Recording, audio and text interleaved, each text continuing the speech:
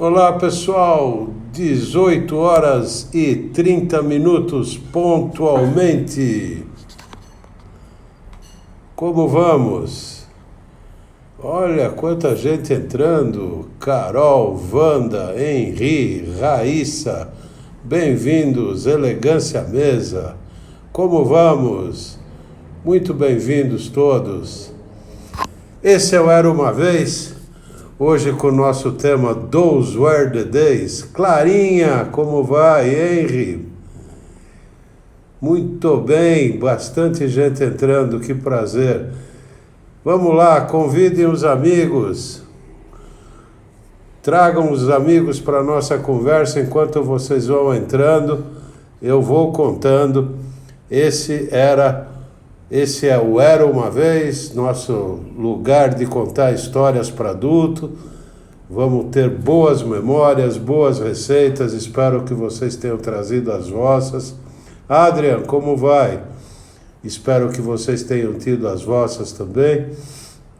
E terminando essa live, publico a lista de utensílios e ingredientes para que a gente possa trabalhar no domingo o Nós na Cozinha, que vai estar ótimo. Vamos fazer um Dutch Baby, uma delícia de prato, mas espetacular, acho que vocês vão adorar, pro brunch.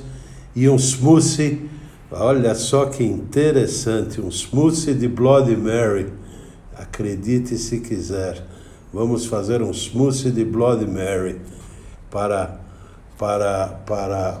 que vocês possam degustar uma coisa bem diferente, tá bom?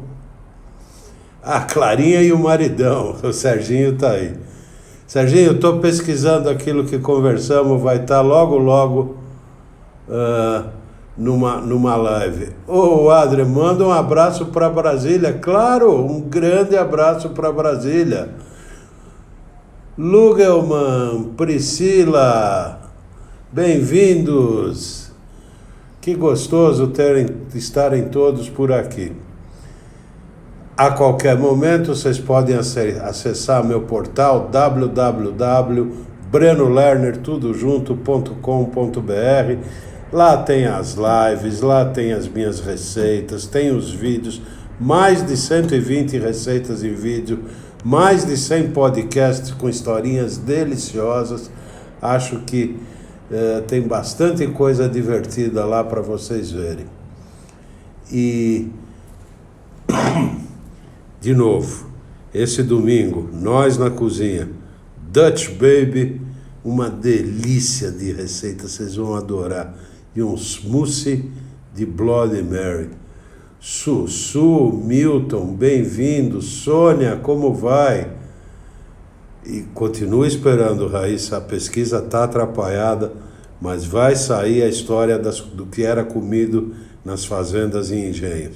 Estou fazendo uma pesquisa caprichada, eu achei que em 15 dias terminava, não consegui terminar. Bom, vamos lá, vamos entrar no papo de hoje, pagando uma dívida da semana passada. Vocês lembram disso aqui? Eu fiquei de dar essa receitinha para vocês.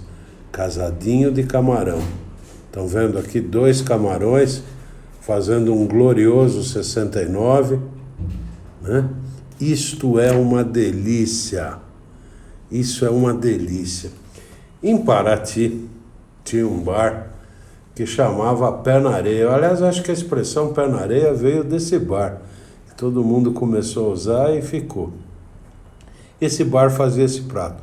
A semana passada eu ensinei vocês a fazer uma farofinha de camarão. Vocês lembram? Pega a casca do camarão, passa um... Ideuac, bem-vindo! O Adrian pediu para eu mandar um abraço para o pai dele. O nome é Jesse. Seu Jesse, um abraço para o senhor. Pronto.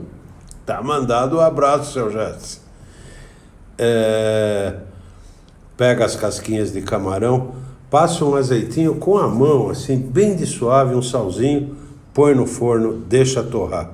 Vai experimentando com a mão O ponto ideal é que quando você aperta, ele esfarela. Bate isso tudo no processador, no liquidificador, certo? Coa. O que sobrou, que é uma parte grossa, coa, bate de novo, peneira. Então, sempre peneirando, você vai obter uma farinhazinha. Aí você vai pegar os seguintes ingredientes: 4 camarões grandes, 4 dentes de alho picado, sal e pimenta do reino, suco de um limão, 100 gramas de manteiga, uma cebola bem picadinha, né? 150 gramas de camarão miúdo sem casca, 100 gramas da farinha do camarão, uma colher de sopa de salsinha picada, uma colher de sopa de cebolinha picada, né? Vai pegar os camarões grandes, tira a anterna, as pernas, deixa a casca e a cabeça bonitinho, eles inteirinhos. Faz um corte na barriga, tira a tripinha, tempera com alho, sal e pimenta. Eu não gosto de usar suco de limão em frutos do mar, eu já expliquei isso para vocês. Mas lá eles usam, então eu vou falar para vocês. Malu, Valéria, muito bem-vindas! Como vamos? Aí você vai aquecer a manteiguinha, vai refogar a cebola e o alho, vai jogar os camarõezinhos 7 barbas sem casca, é claro, só a carninha, e deixa eles soltarem água. Acabou a água, ou tem só um pouquinho de água, você vai pôr a farinha de camarão e vai mexer até ela ficar ligeiramente dourada. Tempera com sal e pimenta e a salsa e a cebolinha. Aí o que você vai fazer? Vai pegar os 2 camarões, vai fazer um 69 com os camarões. Entre os dois você vai pôr bastante dessa farofa, né? E vai prender com 2 palitinhos a cabeça e a cauda, tá? Aí numa frigideira você vai pôr um fio de azeite e vai fritar essa coisa. E o resultado final, vou mostrar de novo, vai ser um dos pratos mais gostosos de camarão que você já comeu. O casadinho. Mira, como vai? Você chegou na hora do casadinho de camarão. Entenderam? Quer dizer, a ideia toda era aproveitar as cascas do camarão de uma receita que a gente já fez, né? E aí me ocorreu dar essa receita do casadinho de camarão lá de Paraty, do Pé na Areia, que é espetacular. Olha, vocês não vão se arrepender dessa receita. Muito bem. Nós vamos voltar a algumas coisas que ficaram da última reunião e que não deu tempo. Quero sair de casa para comer isso. Quem sairia de casa para comer isso? Rãs. Rãzinhas. Ó, parecem bailarinas, né?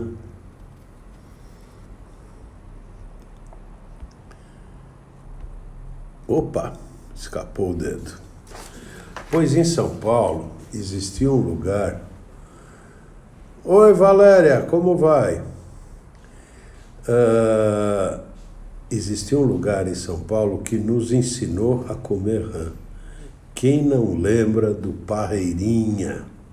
Grande Parreirinha, foi um mito na noite de São Paulo. Ele abriu em 1927. Ele começou como um lugar que vendia vinhos portugueses que vinham em barril. Oi, Alina, como vai? E então daí o seu nome, de Parreirinha, porque ele vendia vinhos portugueses, né? Ele teve 3 endereços, né? O último foi ali na General Jardim, onde infelizmente ele fechou no ano de 2001. A entrada dele, ele tinha uma vitrine que dava para a rua. E todo mundo que frequentou o Parreirinha tem a mesma memória que eu, que eram as rãzinhas no gelo, nessa pose de bailarina que eu mostrei para vocês. E sempre tinha um peixão grandão no gelo também, né?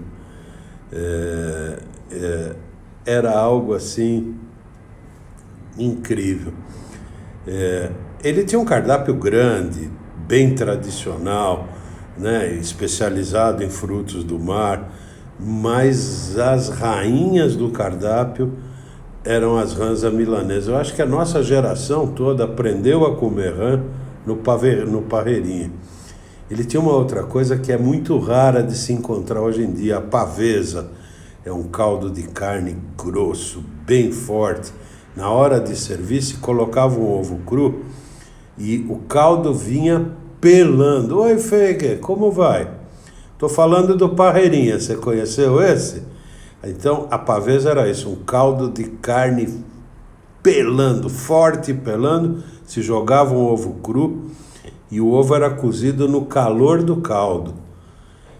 Era um dos lugares da cidade em que você podia comer miolo à milanesa, né? E ele tinha uma curiosidade, ele era um estabelecimento da noite. Embora ele funcionasse de dia, ele era um estabelecimento da noite paulistano. Então, em respeito aos frequentadores da noite, as feijoadas, que são quarta e sábado, começavam a ser servidas a partir das 10 horas da noite de terça e sexta, né? Para respeitar, para respeitar os frequentadores da noite. Era um lugar que às 10 horas da noite, a partir das 10 horas da noite de terça ou de sexta, você podia comer uma bela feijoada. Não era o ponto forte do restaurante, mas era uma feijoada bastante decente. A essa hora da noite você só encontrava uma feijoada lá e no clássico 2 feijão com arroz ali na Rua Vitória, né? Um dia eu falo deles para vocês. Tinha uma legião de gente famosa que fazia ponto no Parreirinha. Inclusive, alguns caras eram tão habituais que eles batizavam as mesas, né? A mesa número 1 era Ronald Golias, a 15, Paulinho da Viola, a 23, Inesita Barroso, grande Inesita. E a mesa 34, essa tinha placa, até, era de Adoniran Barbosa. Ele passava 5 das 7 noites da semana, em algum momento ele passava lá no Parreirinha. Conta a lenda que a música Iracema ele escreveu na mesa 34, depois de presenciar um atropelamento em frente ao restaurante. Lembra de Iracema, meu grande amor foi você? Iracema morre num acidente de trânsito e parece que ele teria escrito essa música naquela mesa após ver um atropelamento lá em frente ao restaurante. O Parreirinha tem uma outra curiosidade. Na sua longa vida, de 1927 até 2001, o Parreirinha fechou. Oi, Priscila, como vai? Você tá boa? Bem-vinda. Parreirinha fechou 3 vezes, 3 únicas vezes. No dia que foi anunciado o fim da Segunda Guerra, uma vez. Em 1967, na quebra do tabu Corinthians e Santos, que ele fechou para comemorar. E em 1977, final do campeonato, né, que o Corinthians foi campeão, após 23 anos na fila. Conta a lenda que nesse dia, quando foram fechar a porta do restaurante, ela tinha enferrujado na posição de aberta e o pessoal não conseguia fechar, porque o restaurante não fechava nunca. Essa é a lenda que conta. Quem sabe, né? Quem sabe se é verdade. Então, esse foi o Parreirinha, um restaurante, talvez o primeiro restaurante especializado em frutos do mar da cidade, um clássico de São Paulo, um super clássico, e que, como eu falei, ensinou toda uma geração a comer rãs, né? Se a gente, o primeiro, Guilherme, bem-vindo, como vai? O nosso primeiro contato com uma rã sempre foi no Parreirinha. Agora uma pergunta, por que alguém sairia de casa para comer um frango assado? Ou ainda, por que a gente sai de casa para ir numa televisão de gato e comprar um frango assado, né? Bom, primeiro a gente tem que entender essa questão da carne sobre o fogo. Com certeza, no minuto seguinte a que o homem descobriu o fogo, Ele enfiou a carne no espeto e pôs em cima do fogo. Era intuitivo, né? Era absolutamente intuitivo que ele queimasse a carne em cima do fogo. Eu já expliquei para vocês. Oi, Tatiana, como vai? Muito bem-vinda. Eu já contei para vocês em lives passadas a questão da relação da carne assada, da comida assada e grelhada versus a energia que o corpo despende e o tamanho do nosso cérebro. Eu já mostrei isso para vocês, inclusive. A verdade é que o primeiro registro que a gente tem... Oi, Elô, como vai? Bem-vinda. O primeiro registro que a gente tem de alguém assando algo sobre o fogo é do tempo dos gregos. Eu vou mostrar para vocês aqui. E não por acaso são franguinhos. Ó, calma. Temos aqui um gregozinho. Olha os franguinhos. Olha o fogo. Olha que franguinho bonitinho que os gregos. E aqui você tem esse assador aqui com uma colherzona enorme jogando a gordura no frango, e desse lado aqui você tem um coitadinho quase fora do quadro, que é o girador de espeto, o turn spit boy, como diziam os ingleses, né? Casa Santos, muito bem-vindo, muito bem-vinda talvez, né? Sobre esse cara nós vamos falar mais um pouco. Por quê? Na Idade Média, assar no fogo já era algo muito comum. As cozinhas tinham uma lareira, a lareira tinha um espeto giratório, e você tinha esse rapaz aqui do cantinho, normalmente era uma criança, que era chamado de turn spit boy. Mas o pessoal achava que isso era maldade com as crianças. Então criou-se uma raça de cachorros que eram chamados de turn spit dogs, e acionavam essa maquininha aqui, vocês estão vendo? Temos aqui um cachorrinho numa roda, punha-se um presunto, algo que atraía o cachorro, tem dos dois lados, que era para inverter o giro do espeto.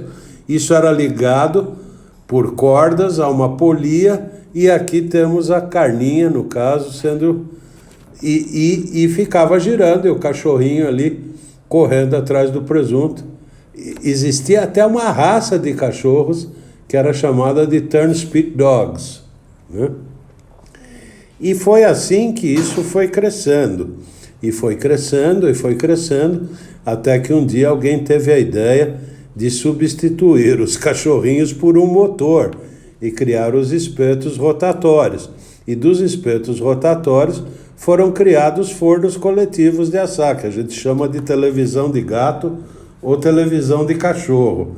Só para que vocês saibam, elas começaram nos Estados Unidos na década de 30 e chegaram no Brasil na década de 50.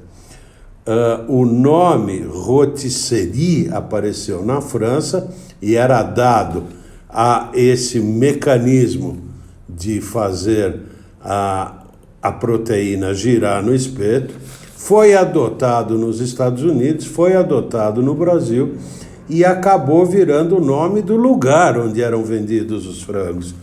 Aqui eu quero mostrar para vocês o anúncio da primeira máquina, né, assadeiras para frangos.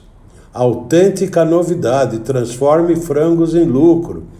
Essa foi, então, a primeira máquina que chegou ao Brasil. Como eu falei, o termo rotisserie surgiu na França no século XV ainda, e depois acabou nomeando essas e outras máquinas, e depois o lugar onde se vendia o frango e vendia outras coisas também, né? Isso virou a rotisserie.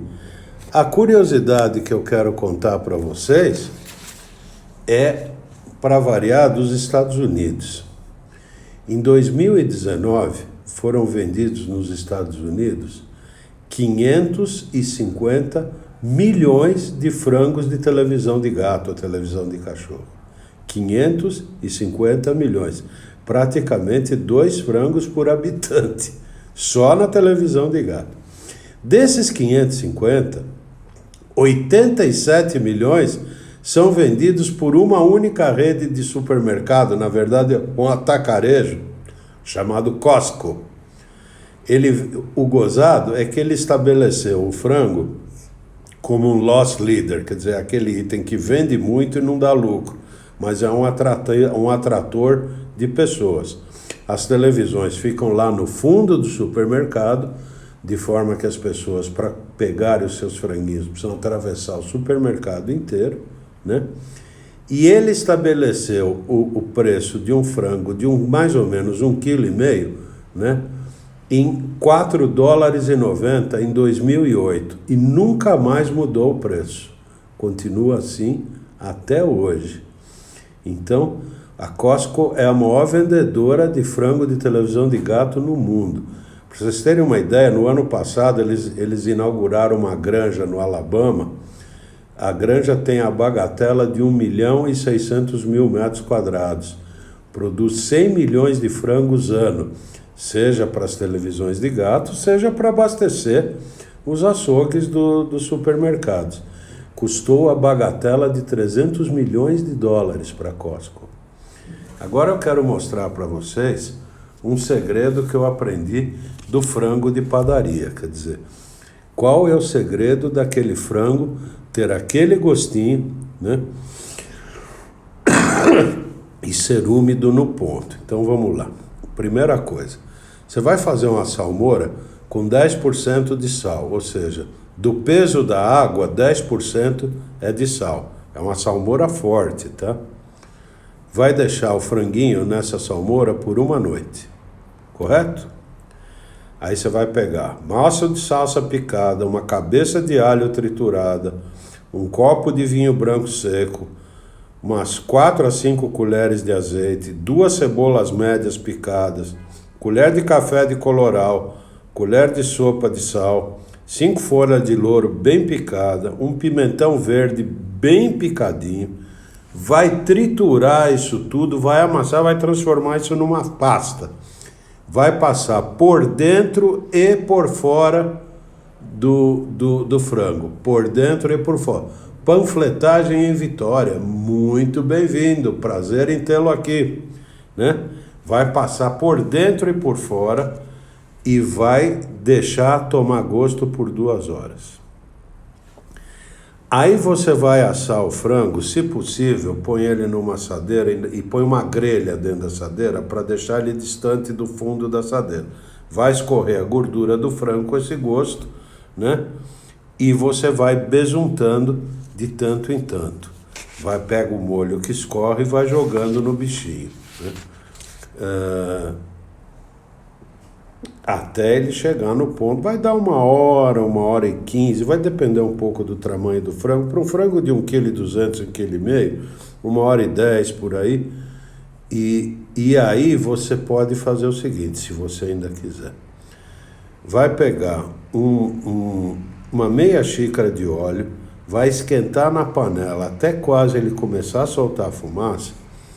E na hora de você tirar o franguinho do forno, você joga esse óleo sobre ele. E isso vai craquelar toda a pele do frango. Você vai ver que o teu franguinho vai ficar especial. Mas a pergunta é, quem difundiu o hábito do frango assado? Quem fez a gente sair de casa para comer o frango assado? Primeiro, entenderam essa história?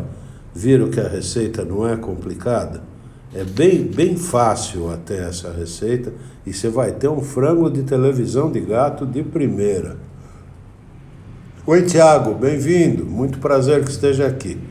Mas, voltando à nossa pergunta, em 1952, o casal José e Rosa Mamprim abriu uma banca de fruta chamada São Cristóvão. Oi, Luísa, como vai? No quilômetro 72 da Anhanguera, ali na altura de Louveira. Como começou a aumentar o tráfego da rodovia, além de fruta, eles começaram a servir sanduíches para o pessoal que passava, chegava na hora do almoço. E aí aconteceu uma coisa gozada. A dona Rosa, ela fazia um franguinho assado para a família almoçar, né? Porque ficava no domingo, ficava a família inteira para atender todo mundo lá em fruta e sanduíche e tal. E um viajante passou, sentiu o cheirinho do frango e pediu um pedaço, e outro viajante pediu um pedaço. E a verdade é que em 55 o casal resolve mudar o nome da banca para Ao Primo Canto, né? Eu vou explicar já para vocês o que é o Primo Canto. Mas a voz do povo já tinha batizado o lugar de frango assado. Olha, aqui tem uma placa raríssima que mostra o primeiro frango assado como era. Era essa barraquinha aqui, né? Estão vendo? O pessoal parava. E aqui a plaquinha, frango assado Ao Primo Canto. Estão vendo? Isso daqui foi em 56, quando eles mudaram por quilômetro 72. Em 67, eles mudaram para Valinhos e abriram o Fonte Santa Teresa. O Fonte Santa Teresa depois virou um hotel, tinha área de lazer. E eu acho que foi lá que quase todos nós conhecemos o frango assado, que depois, hoje pertence a um grupo de investimento, virou um monstro, né? Abriu em tudo quanto é rodovia. Na década de 70 eles lançaram outro grande best-seller, que era o Pão de Semolina, né? Só que tem uma curiosidade, hoje na rede, aquele franguinho original que a gente passava, pegava, ou ele já cortava em pedaço, a gente levava inteiro, a rede não vende mais.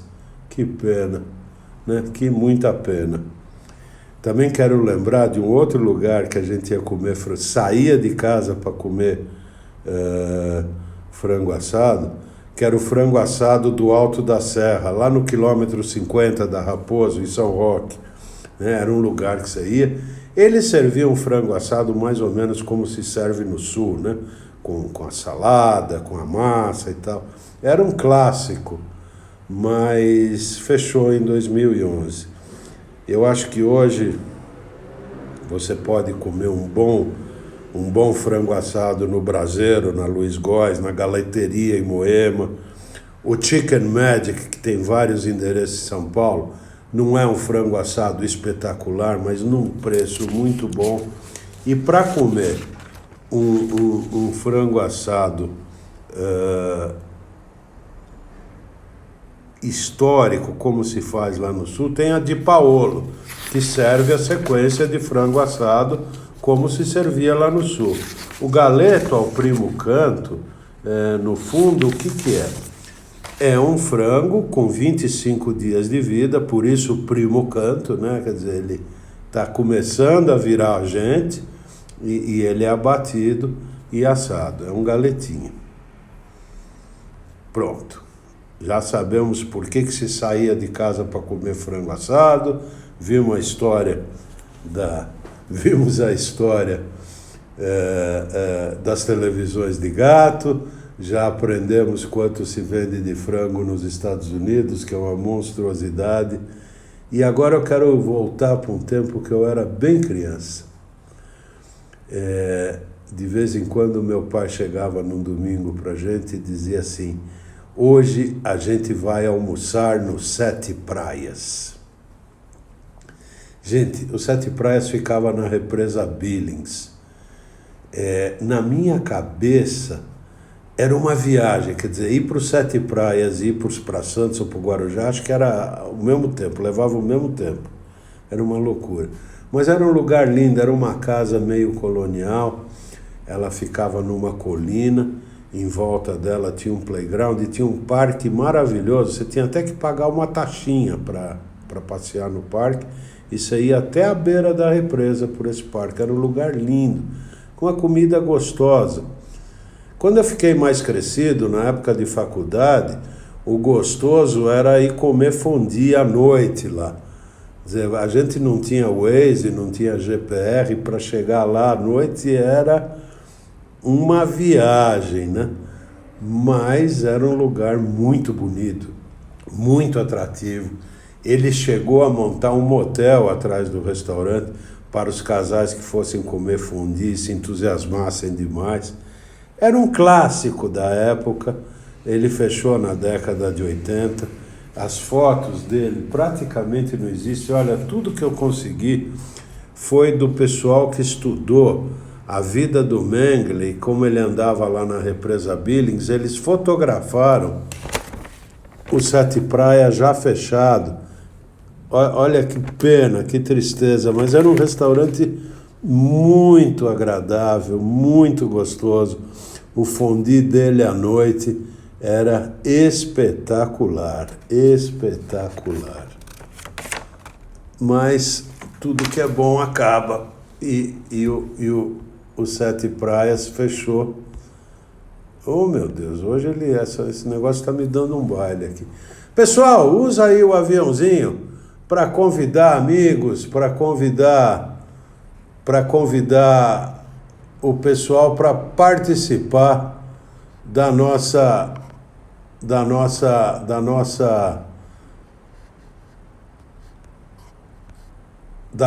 live, né? Assim o pessoal pode se divertir, pode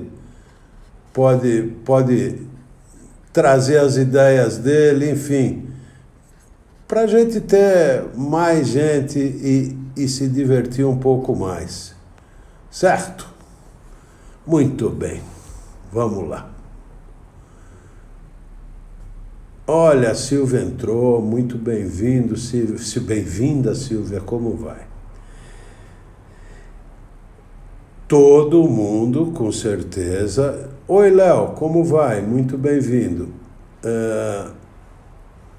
Todo mundo, com certeza, pessoal que mora em São Paulo, da minha idade, um pouco mais, um pouco menos. Oi, Rogério, grande chefe Rogério. Já falei para vocês, tem a minha live na quarta e tem a live do Rogério na terça, no Divã do Chefe. É uma delícia. Quem não assistiu tá perdendo. A de ontem foi delicioso, né? Obrigado, Luísa. Muito obrigado. Boa noite, Rogério. Live de ontem estava deliciosa. Vocês, tontões que perderam, não sabem o que estão perdendo. Muito bem. Como eu contava, pessoal de São Paulo conheceu e conhece o amigo Léo. O chopp do amigo Léo, lá na Rua Vitória. Um lugar delicioso para tomar um chopinho, né? Agora, alguém lembra do amigo Leal, por um acaso? Alguém, por um acaso, sabe, conhece, foi ou lembra do amigo Leal? Vou dar um tempinho para vocês responderem. Amigo Leal. Amigo Leal, quem lembra? Ó, vou dar um reforço visual para vocês. Amigo Leal era o macaquinho com o barril de chopp, tá vendo? Foi aberto em 1900. Aqui o canapé de linguiça Blumenau.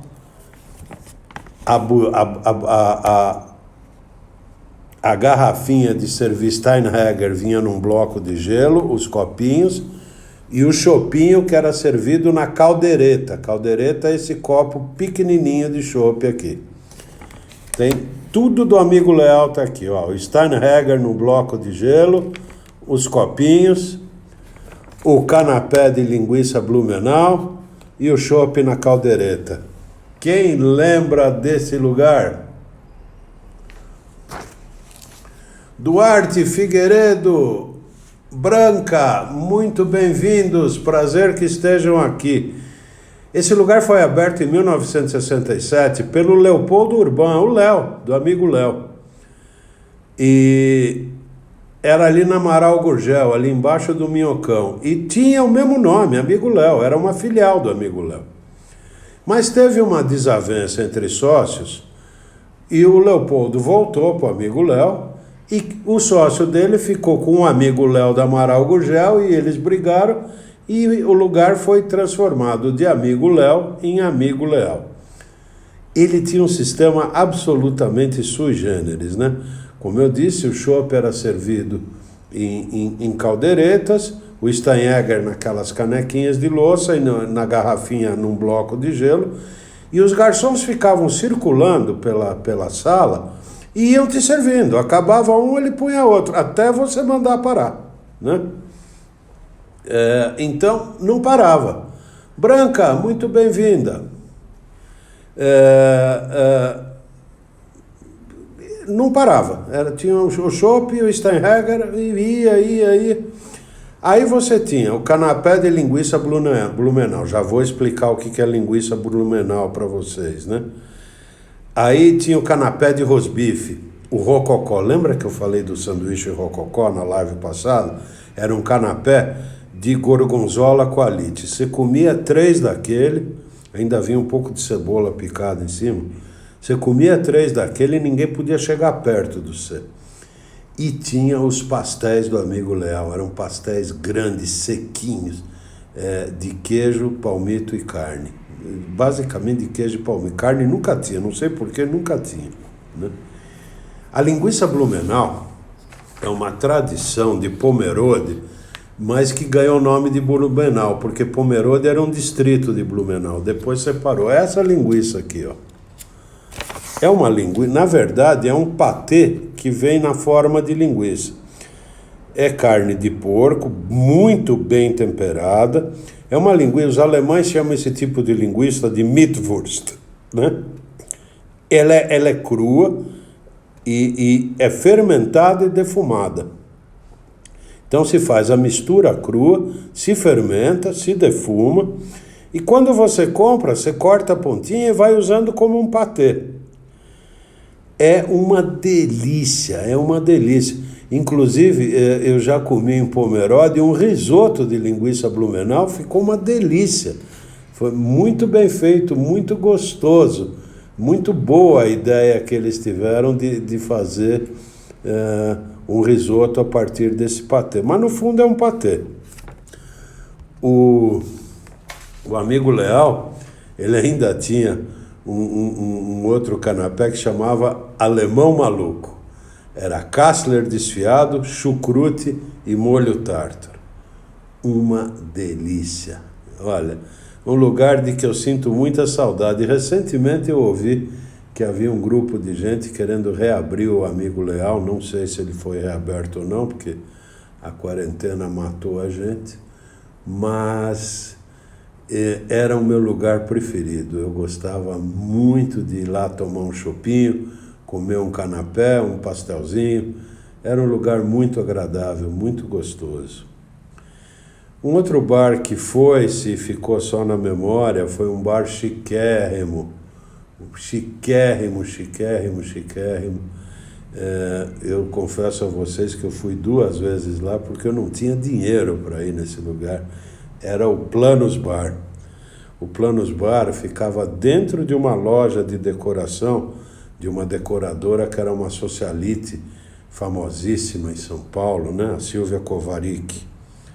Tinha um corredor de mesas, um lugar elegantésimo, tinha um corredor, mesas dos 2 lados do corredor assim, né? No fundo um piano que o João Maria de Abreu tocava, né? Um lugar assim.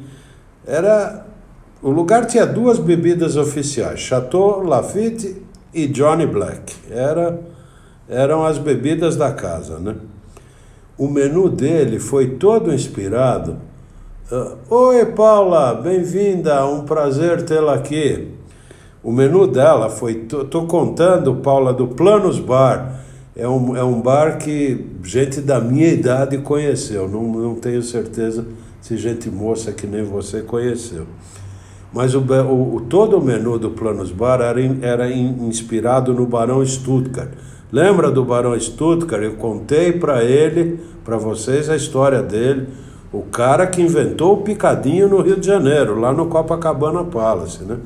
Então, entre outros pratos, tinha o camarão a Newburg, um clássico da época que ficou no tempo. Olha que gostoso, uns camarões grandões, né?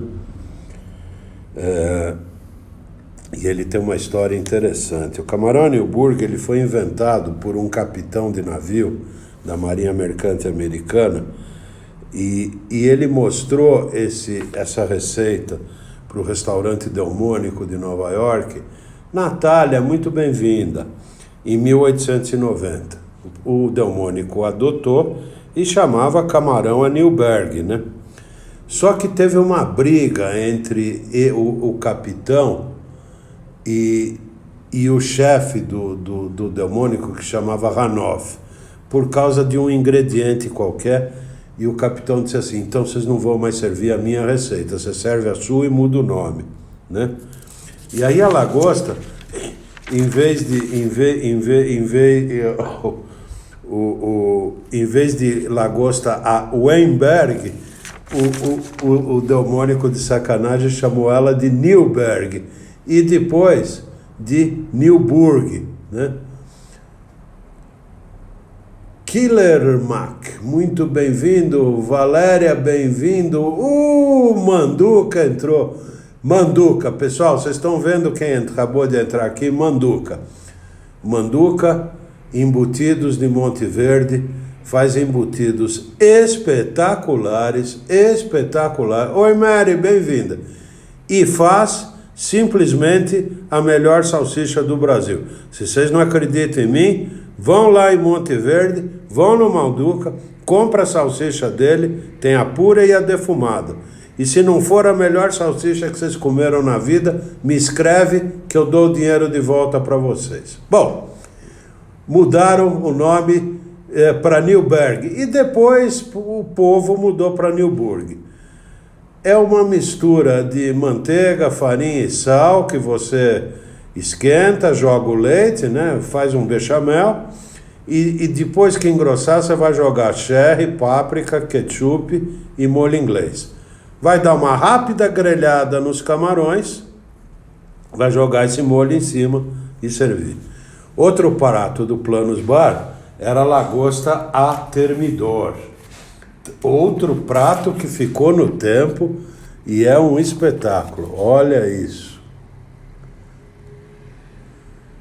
Azeitona, bem-vindo. Você chegou na hora da lagosta Thermidor, exatamente na hora que estamos mostrando a lagosta Thermidor. Olha que beleza. Não dá fome, pessoal? Olha que maravilha de lagosta.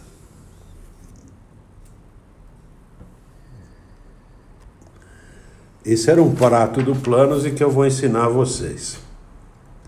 Esse prato foi inventado em 1891 por um chefe chamado Leopold Murier. Ele era um discípulo de Escoffier e trabalhava no restaurante Mer. Esse restaurante era perto do Teatro Saint-Martin. E na época ele estava com uma peça chamada Thermidor. A reação de Thermidor foi a reação que os franceses tiveram às loucuras que Robespierre fez na Revolução, começou a matar gente para todo lado. Aí teve a reação do Thermidor que acabou botando o próprio Robespierre na guilhotina. Estava essa peça lá, né? E aí o Leopold Murier deu o nome da peça para lagosta. No fundo você vai fazer o seguinte: você vai pegar uma casca de lagosta e fazer um bom caldo com cebola, alho porró, erva doce, faz um caldo. A outra lagosta você vai tirar, pode tirar a carne dela, usa só a casca. Vai tirar a carne de uma segunda casca, vai picar tudo e vai pôr dentro da casca. Aí você vai refogar a cebola na manteiga, vai colocar o caldo, vai mexer, conhaque, um pouco de creme de leite, vai cozinhar e deixar reduzir. Aí vai pôr mostarda, suco de limão, sal, pimenta do reino e pode pôr beurre meunier, né? As bolinhas geladas de manteiga com farinha, que vão dar uma engrossada e vão dar um brilho no caldo. Vai despejar sobre aquela casca de lagosta, onde estão os pedaços de lagosta, né?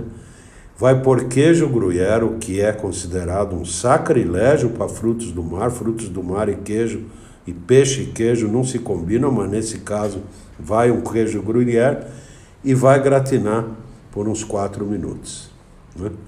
Essa é a lagosta Thermidor. Outro prato do Planos era o frango a Kiev, né?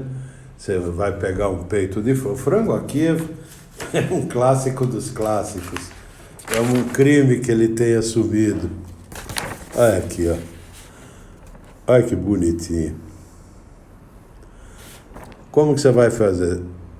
Você vai pegar um peito de frango inteiro, vai fatiar ao meio e vai abrir ele em borboleta. Não vai soltar inteirinho, deixa junto, né? Pode dar uma abridinha nele e aí você vai fazer uma manteiguinha de erva, vai misturar salsinha, cebolinha picada, sal, pimenta do reino com manteiga mole, deixar endurecer, enrolar num plastiquinho, fazer um tubinho, deixa endurecer, recheia o frango, a borboleta com pedacinhos dessa manteiga, fecha, farinha de trigo, ovo batido, farinha de rosca, frita, põe mais uma ou duas rodelinhas daquela manteiga e serve.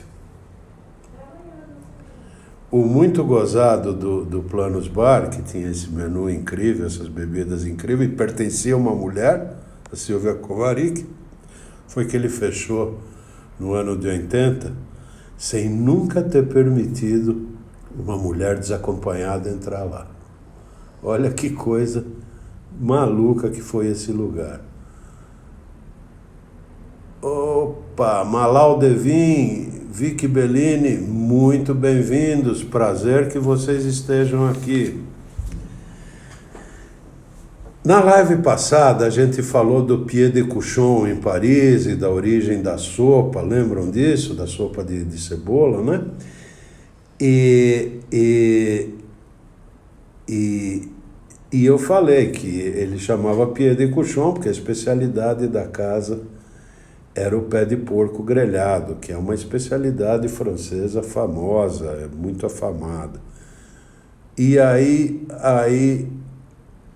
o pessoal, a Laura me escreveu dizendo assim, mas e o que é o pé de porco? Além da feijoada, o que se faz com ele?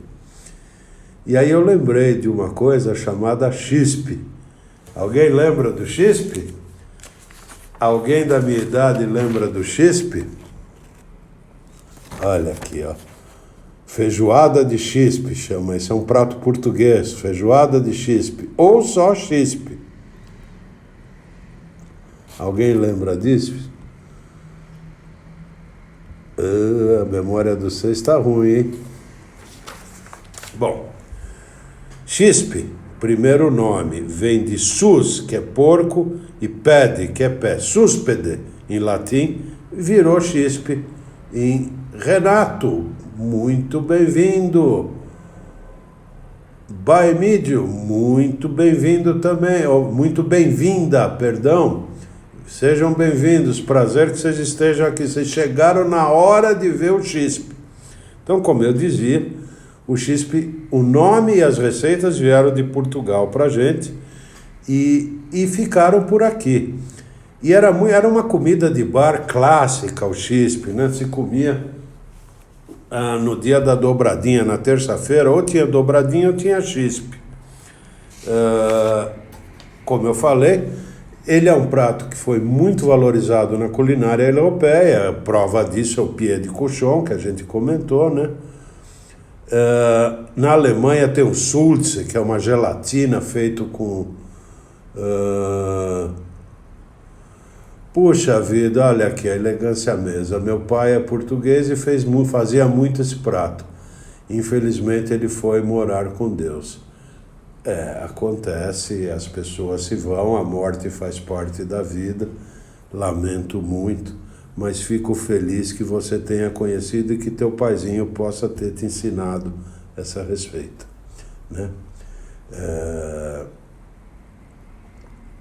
Como eu disse, na Alemanha se faz a gelatina com o pezinho do porco, que é muito gostoso. Aqui entre nós, ele anda desaparecendo até como ingrediente da feijoada. Já tem um monte de gente que diz que não gosta da feijoada com pé de porco e tal, mas é uma pena. O chispe é vítima de bullying, isso é um crime que estão fazendo com ele. Então eu vou dar uma receita de antigos botecos, de um especificamente que chamava Ferramenta, ficava ali na Praça Princesa Isabel, em frente à estátua do Duque de Caxias. Era um lugar assim, era um restaurante para 500 lugares, e servia uma grande feijoada todo dia e tinha o chispe. 6 pés de porco salgado, meio quilo de feijão branco, 150 gramas de bacon em cubos, cenoura em rodela, cebola picada, cravinhos, 6 cravinhos, uma colher de chá de grãos de pimenta do reino, 2 folhas de louro, um alho porró picado, 4 talões de salsão picados. Ei, Gus, como vai? Você chegou na hora do chispe do pé de porco. Aposto que você, como bom descendente de português, conhece essa receita. Um amarrado de salsinha, cebolinha, 4 dentes de alho, um paio em rodelas. Sal e pimenta, é claro. Lava os pés de porco, corta ao meio e deixa de molho por uma noite para dessalgar. Coloca o feijão de molho por uma noite. Você vai ferver 2 litros de água, onde vão os cravos, os grãos de pimenta, o louro, uma das cebolas picada, alho porró, cenoura e o amarrado de ervas. Escorre os pezinhos, coloca na panela e cozinha em fogo baixo por 1 hora. Retira e reserva os pezinhos. Coa o caldo e mistura metade dele com igual quantidade de água. A outra metade você pode guardar para fazer um caldinho com cachaça, pimenta, alho e salsinha e servir na xícara. Nesse caldo misturado com água, coloca o bacon, o paio e o feijão escorrido. Cozinha por mais ou menos 1 hora, 1 hora e meia. O feijão não pode desmanchar, tem que ficar inteiro. Numa outra panelinha você vai refogar a outra cebola e o alho, vai temperar o feijão, vai acertar o sal e a pimenta do reino, né? Vai retornar tudo para a panela e pode servir o chispe. Delícia! Chispe! Coisa do melhor quilate. Do melhor quilate. Um chispezinho numa terça-feira fria, que nem hoje essa quarta está, é um prato dos deuses, mas dos deuses mesmo. A Luísa e por acaso a Silvia mencionaram algo que eu pus no Face sobre o vitello tonato e queriam saber a receita. Oi Maria, bem-vinda! Queriam saber a receita e a história do vitello tonato. O vitello tonato é isso aqui, ó. Olha que beleza. Uma vitela cortada finamente com um molho de atum. Estão vendo? E como elas duas pediram a história e a receita que vai. A origem do vitello tonato, como o nome dá a perceber, é a Itália, provavelmente o Piemonte, e deve ter sido em meados do século XIX. Na verdade, a gastronomia do mundo... Encantos e sonhos, Juju Petrilli, bem-vindos, que bom vê-los aqui.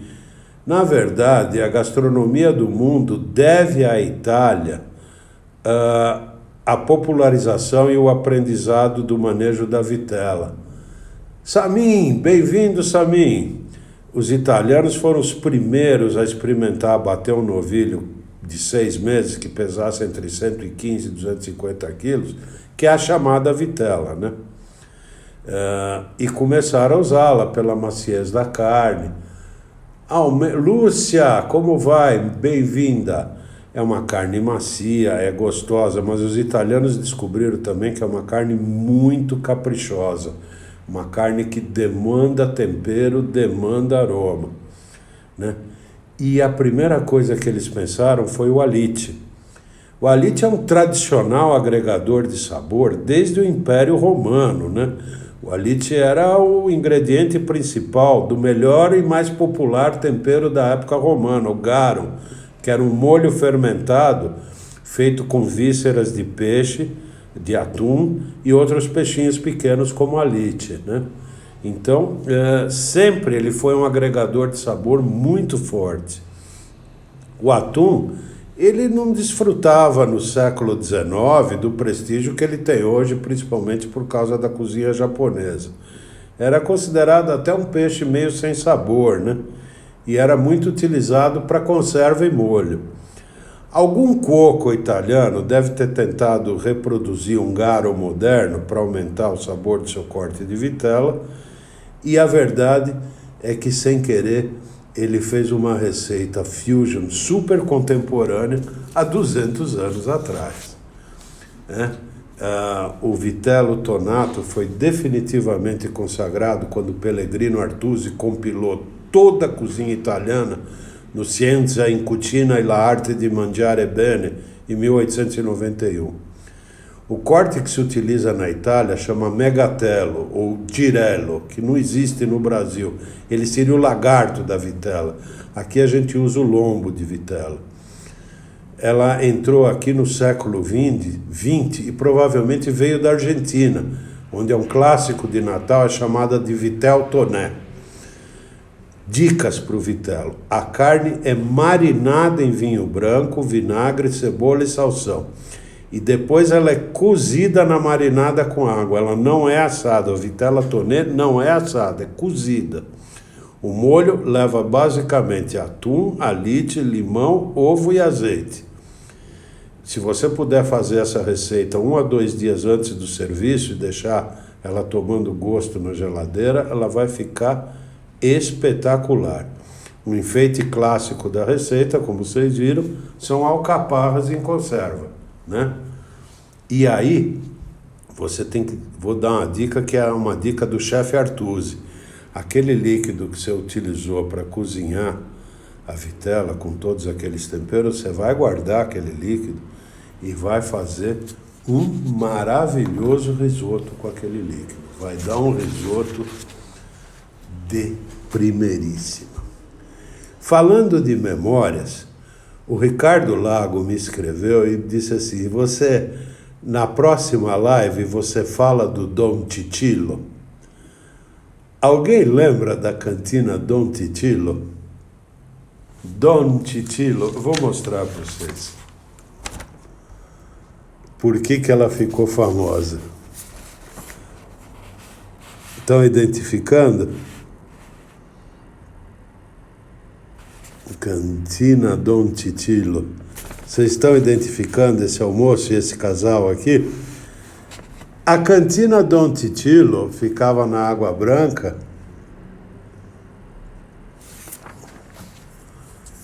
Luiz identificou. A cantina, ela ficava em frente à Sears da Água Branca. Ela era famosa porque lá era gravado o Almoço com as Estrelas, que era apresentado pelo casal 20 da televisão, então Ayrton e Lolita Rodrigues. O programa ficou a bagatela de 25 anos no ar.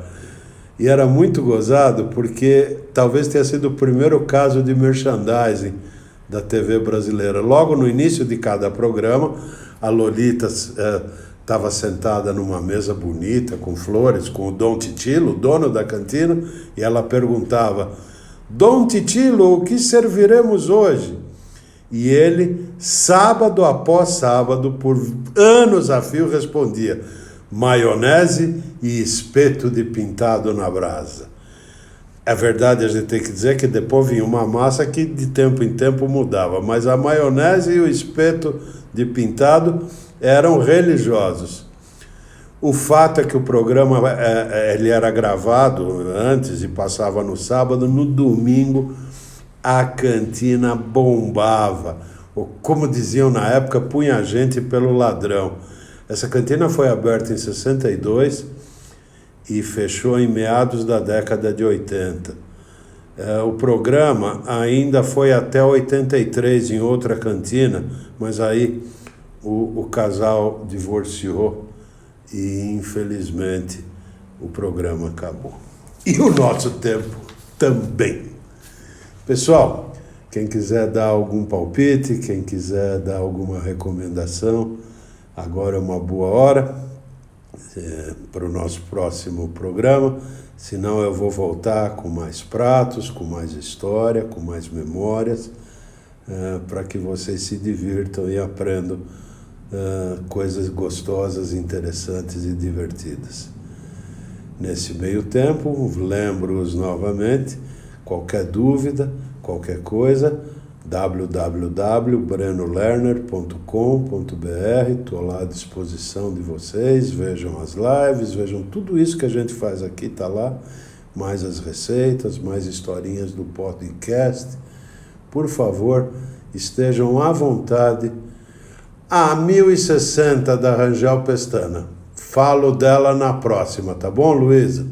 Vou falar da 1060, eu lembro sim de algumas coisinhas dela, a gente fala dela. Origem do macarrão na chapa, a origem é japonesa, mas eu posso especificar melhor. Paula. Ah, você gostou das histórias da comida judaica. Que bom. Então já temos aí a 1060 e o macarrão na chapa. Vamos falar disso daí. Muita gente precisa assistir você. Eu também acho. Se vocês quiserem, por favor, me ajudem a mais gente assistir. Ok? Muito bom. Nosso tempinho está acabando, pessoal. Já estou com as dicas anotadas. Fiquem em casa. Fiquem com saúde. Beijão para vocês. Como sempre, terminando as minhas lives, Ministro Guedes vai tributar os dividendos, deixa os livros em paz. Para vocês, beijão, fiquem em casa, fiquem com saúde, cuidem-se e se quiserem durante a semana me escrevam com dúvidas ou sugestões, terei prazer de incorporá-las aqui. Um beijão. Tchau, tchau, pessoal. Fui embora. Até domingo. Estou publicando a lista já, hein? Tchau.